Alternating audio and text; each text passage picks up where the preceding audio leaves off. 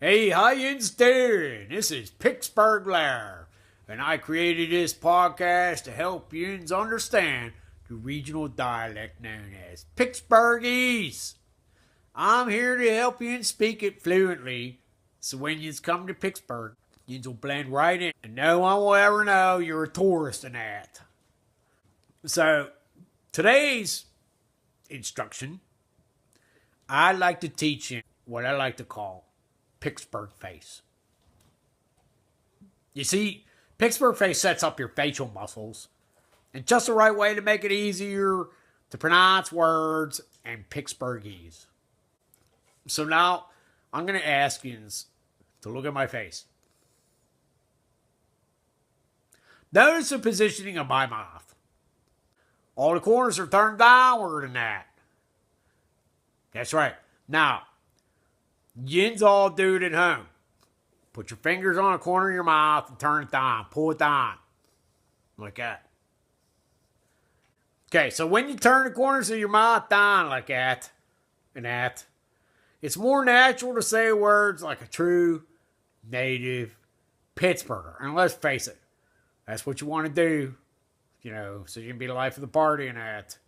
Hey, I know how to speak like a Pittsburgher. Okay, so let's practice a little bit, okay? Let's do it together. Here's what I like to do. I'm going to run through some sets of words with yins. I'm going to say them first. And I want yins to get your Pittsburgh face on.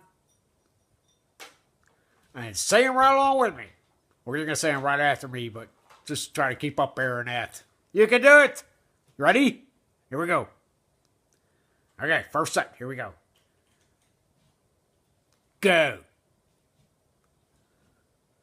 Coast. Motion. Hostess. You know hostess? They make ho-hos. That's right. You know what ho-hos are? They're gross. If I liked ho-hos, I'd probably stoned. Look at that. It all just rolls together. Okay.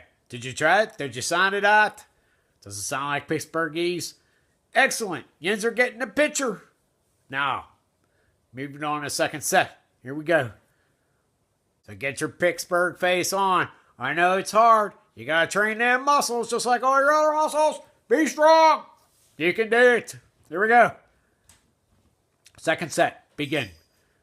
Purse. Yeah. First. Burn. That's what Pittsburghers like to do to their hamburgers. Burgers, yeah. They burn it. I asked my brother, how do you want your burger done? He says, burn it.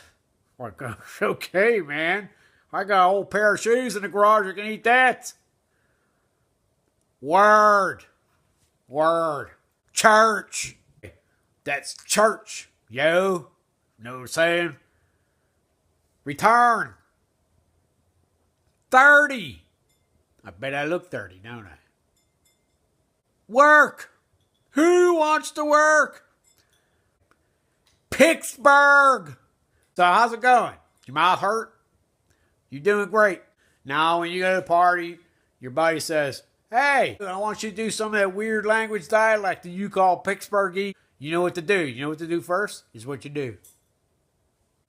Now, here's your last set of words. I'm going to give ins, and you're going to love them. Ready? Don. That's right, Don.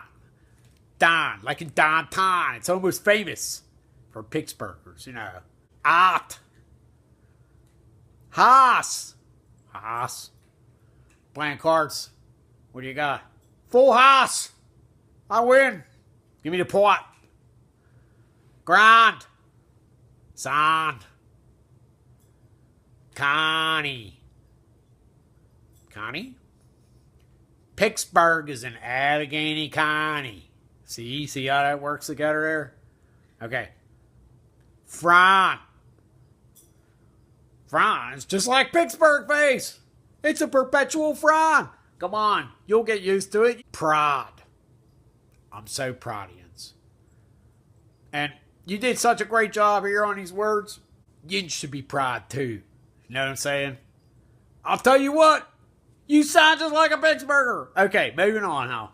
I need to teach you a little bit here about this. So, listen, anytime you're having problems saying a word in Pittsburghese, or maybe you just don't know how you should say it in that, come on, just put on your Pittsburgh face and then say the word. That should help you out for the most part. But don't worry, you can always check back here. I'll be giving you some more pointers along the way as we go and that. So it's all good.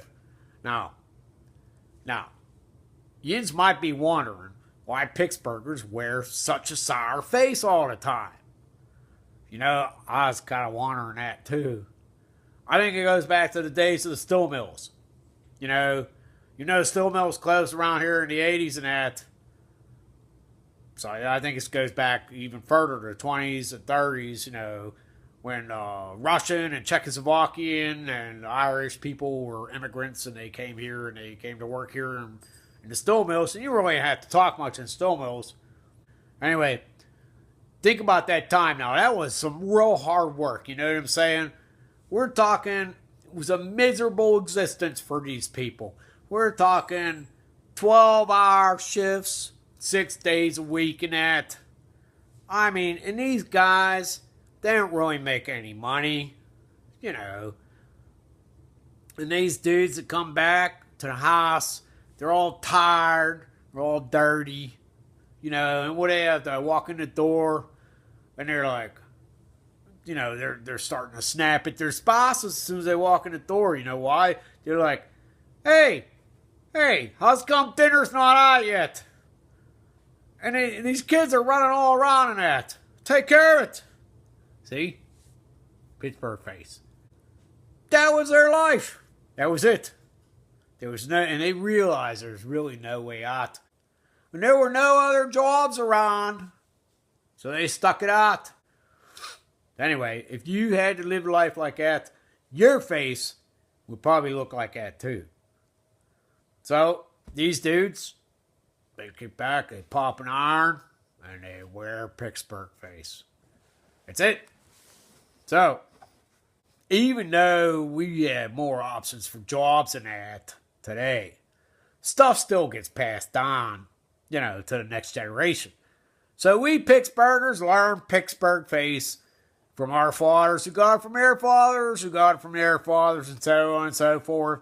And some of us still had that same outlook on life, you know, like, it's a dead end and we ain't going anywhere. This is it. This is all we got. So, you know, that's what they got. Anyway, that's also my take on how I think how Pittsburgh face came about. Yins keep practicing at home. You'll get it. It'll be natural. You'll be a life of the party. Okay. That's all I got. So check back for more lessons and tips and cultural tidbits and whatnot on Pittsburgher stuff. I'm sure it'll be enlightening. This is Pittsburgh Lar. Peace on that!